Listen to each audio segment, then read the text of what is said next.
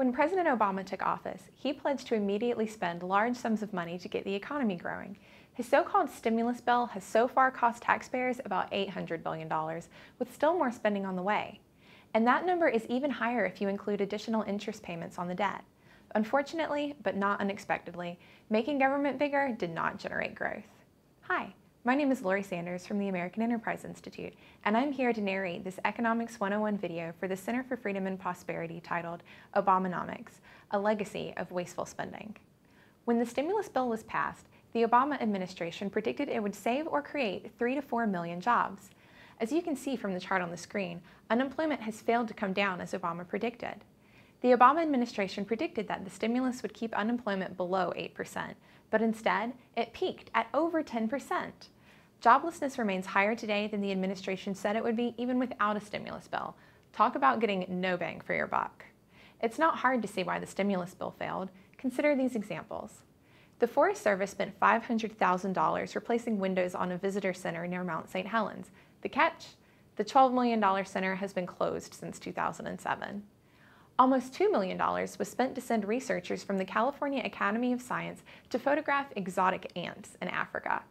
The project's website says that everyone has run into ants, now we need to listen to them. But maybe it's time to start listening to the taxpayers instead. A grant of $2.2 million stimulus dollars was given to Sharp Park Golf Course in San Francisco to help pay for new pipes to pump recycled water. Today, environmentalists are suing to convert the course into a wildlife sanctuary, claiming that the pipes threaten endangered frogs. So at least the California trial lawyers are feeling stimulated. Politically connected Mohegan Indian tribe members must be feeling very stimulated after receiving a $54 million loan in stimulus funds to pay for the construction of a new community center. The Mohegan tribe also owns and operates one of the highest grossing casinos in the U.S., the Mohegan Sun. It looks like they hit the taxpayer-funded jackpot. Even advertising the stimulus bill was wasteful. Shortly after it was created to provide access to stimulus project data, the government ordered the redesign of the Recoverygov website, awarding a shocking $1 million contract for the job. And these examples sadly represent just the tip of the stimulus iceberg. The president believes in the Keynesian economic view that a faltering economy can be jump-started through increases in government spending. But what Keynesians fail to consider is the cost of removing resources from the productive sector of the economy in order to finance these political spending binges. Regardless of whether government spending is financed by taxing or borrowing, it means fewer resources are available for entrepreneurs, investors, and the businessmen responsible for creating economic growth.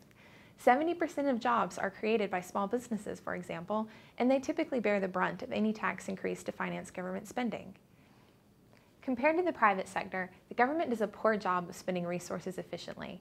When asked about the rampant waste of the stimulus funds, the often shoddy work that it produced, and the fact that spending was way behind schedule, Department of Energy Inspector General Gregory Friedman testified that the department was unprepared to handle the influx of spending, saying it was like attaching a lawn hose to a fire hydrant. In other words, even if you believe the Keynesian economic theory that greater government spending can stimulate the economy, government is just too incompetent to carry it out in practice.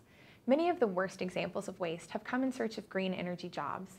The president's love affair with so-called green energy has produced several notable examples of waste, the most high-profile of which being the bankruptcy of Solyndra and its loss of $535 million in loan guarantees. But there are plenty of other examples you probably haven't heard of.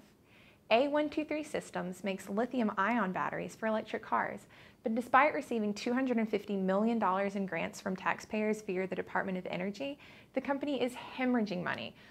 When government attempts to pick winners and losers, not only does it do a bad job, it inevitably works to serve the interests of politicians and lobbyists rather than ordinary people or the overall economy. Another recipient of a lavish Department of Energy loan guarantee is Solar Reserve, which received a $737 million guarantee. By the way, investors in Solar Reserve include Ronald Pelosi, brother-in-law to Minority Leader and former House Speaker Nancy Pelosi.